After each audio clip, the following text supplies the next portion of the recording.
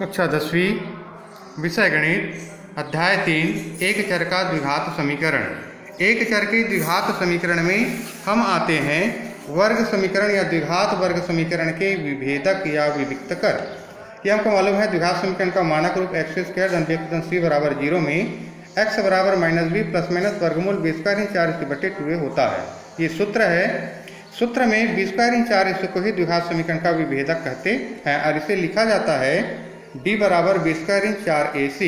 इसे विभेदक इसलिए कहते हैं कि द्विघात समीकरण के दोनों हलों के बीच विभेद करता है या शून्य हो तो दोनों हल बराबर होते हैं। जैसे आपको दिया है वर्ग समीकरण 4x² ऋण 4x धन 1 बराबर 0 का विभेदक ज्ञात कीजिए। विभेदक ज्ञात कीजिए। आपको दिया गया है वर्ग समीकरण 4x² ऋण 4x धन 1 बराबर 0 की तुलना मानक वर्ग समीकरण x² धन bx धन c बराबर 0 से करने पर 0 से तुलना कर दीजिए। तुलना करेंगे तो a बराबर आएगा 4, b बराबर ऋण 4, c बराबर 1। d बराबर विभेदक सूत्र होता है b² ऋण 4ac या d बराबर ऋण 4 का वर्ग ऋण 4 गुणित 4 गुणित 1 या d बराबर 16 ऋण 16 या d बराबर 0।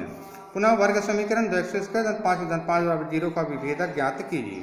2x² धन 5x धन 5 बराबर 0 की तुलना मानक वर्ग समीकरण x² धन bx धन c से करने पर a बराबर 2, b बराबर 5, c बराबर 5, d बराबर b² ऋण 4ac या d बराबर 5 का वर्ग ऋण 4 गुणित 2 गुणित 5, d बराबर 25 ऋण 40 या d बराबर ऋण 15। इसी तरह से एक और है विभेदक के बाद वर्ग समीकरण के मूलों की प्रकृति। हमको मालूम है कि x² धन bx धन c बराबर 0 abc वास्तविक संख्या a ≠ 0 के मूल ज्ञात करने का सूत्र x बराबर -b प्लस माइनस b² इन 4ac बटे 2a b² इन 4ac बराबर d है। यदि 3 कंडीशन आती है निम्न 3 परिस्थिति, यदि d का मान 0 से बड़ा है तब x बराबर -b प्लस माइनस वर्गमूल 0 बटे 2a या x बराबर -b बटे 2a अर्थात x के दोनों मान मूल वास्तविक और समान होते हैं। यदि d का मान 0 के बराबर है तब समीकरण के मूल वास्तविक और समान होते हैं। इसी तरह से d का मान 0 से छोटा है अर्थात धनात्मक हो तो वर्ग समीकरण के दोनों मूल वास्तविक व असमान होते हैं। वास्तविक और असमान अर्थात d इक्वल टू तीसरा कंडीशन d का मान 0 से छोटा अर्थात ऋणात्मक है तो वर्ग समीकरण का मूल काल्पनिक एवं आसान होता है। अब मूलों की प्रकृति को पहचानना। जैसे आपको समीकरण दिया x² इन 4x धन 4 बराबर 0 के मूलों की प्रकृति बताइए। ते होगा x² इन 4x धन 4 बराबर 0 आपको दिया गया समीकरण है। मानक वर्ग समीकरण से इसकी तुलना कर दीजिए। मानक वर्ग समीकरण से तुलना करेंगे तो a बराबर 1, b बराबर 4, c बराबर 4। विभेदक d बराबर b² ऋण 4ac का मान रखने पर तो d बराबर 4 का वर्ग ऋण 4 गुणित 1 गुणित 4 तो d बराबर 16 ऋण 16 या d बराबर 0। तो समीकरण का विभेदक शून्य है अतः समीकरण के दोनों मूल समान हैं। समीकरण के दोनों मूल्य समान हैं। इसी तरह से अगला क्वेश्चन आता है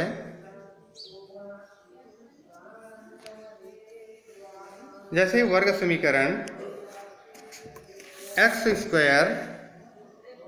ऋण 5x धन 6 बराबर 0 के प्रकृति की पहचान कीजिए। वर्ग समीकरण x² ऋण 5 धन 6 बराबर 0 की तुलना x² धन bx धन c बराबर 0 से करने पर a बराबर 1, b बराबर ऋण 5, c बराबर 6।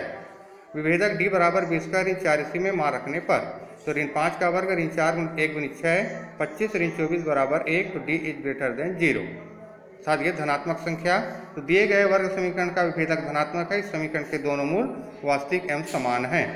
इसी तरह से वर्ग समीकरण 4x² ऋण x धन 1 बराबर 0 के मूलों की प्रकृति बताइए। वर्ग समीकरण 4x² ऋण x धन 1 बराबर 0 की तुलना x² धन bx धन c बराबर 0 से करने पर a बराबर 4, b बराबर ऋण 1, c बराबर 1, d बराबर b² ऋण 4ac में मान रखने पर d बराबर ऋण 1 का वर्ग 4 गुणित 4 गुणित 1 1 ऋण 16 बराबर ऋण 15 ऋणात्मक। तो दिए गए वर्ग समीकरण के विभेदक ऋणात्मक है, समीकरण के दोनों मूल काल्पनिक और असमान हैं। अब उसके बाद में आता है विभेदक के बाद मूलों का योगफल, द्विघात समीकरण के मूल एम गुणांकों में संबंध। हमको मालूम है कि मूलों का योगफल अल्फा धन बीटा बराबर होता है माइनस बी बटे ए और मूलों का गुणनफल अल्फा गुणित बीटा बराबर सी बटे ए। ये दो सूत्र है, ये दोनों सूत्र का प्रयोग आपको करना है। जैसे समीकरण x² इन 5x इन 24 बराबर 0 के मूलों का योगफल और गुणनफल ज्ञात कीजिए।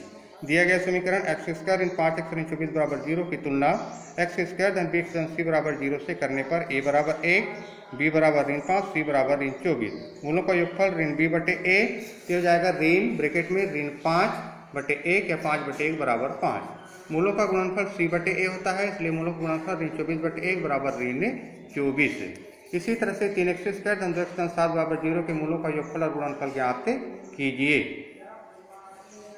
फिर इसको 3x² धन 2x धन 7 बराबर 0 की तुलना x² धन bx धन c बराबर 0 से करने पर a बराबर 3, b बराबर 2, c बराबर 7। मूलों का योगफल बराबर होगा माइनस b बटे a, मूलों का योगफल बराबर 2 बटे 3, मूलों का गुणनफल c बटे a होता है, तो मूलों का गुणनफल बराबर हो जाएगा 7 बटे 3। इसी तरह से यदि आपको मूल ज्ञात होने पर द्विघात समीकरण बनाना है तो सूत्र होता है किसी द्विघात समीकरण के मूल अल्फा और बीटा हो तब द्विघात समीकरण निम्नलिखित होगा x² ऋण ब्रैकेट में अल्फा धन बीटा इंटू एक्स धन अल्फा गुणित बीटा बराबर 0 या x² ऋण मूलों का योगफल गुणित x धन मूलों का गुणनफल बराबर 0। द्विघात समीकरण बनाइए जिसके मूल 3 और ऋण 8 हैं। मूल ज्ञात होने पर बनने वाला द्विघात समीकरण x² ऋण मूलों का योगफल गुणित x धन मूलों का गुणनफल बराबर 0। तो x² ब्रैकेट में 3 धन ऋण 8 गुणित x धन 3 गुणित ऋण 8 बराबर 0।